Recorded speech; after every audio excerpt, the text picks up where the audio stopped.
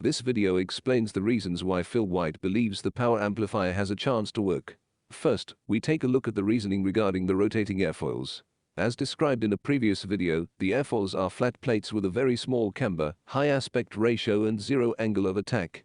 These types of airfoils can be simulated for linear motion using NASA's online FoilSim Student JS software. There is a link to the FoilSim Student JS airfoil simulator in the description below. Please use the simulator to simulate flat plate airfoils with a small camber, zero angle of attack and high aspect ratio to see what the lift to drag ratios are. You should see lift to drag ratios of around 20 or so, sometimes even higher.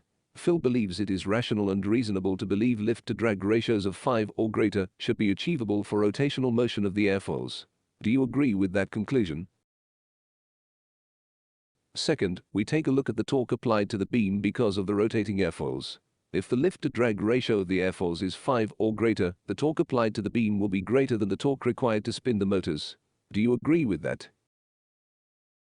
Third, if the torque applied to the beam is increased, it will cause the beam to rotate faster until the drag on the beam is equal to the torque applied to the beam. Do you agree with that?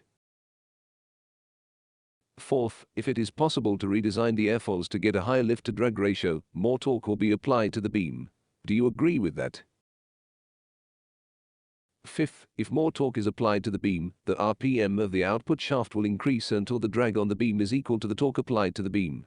Do you agree with that?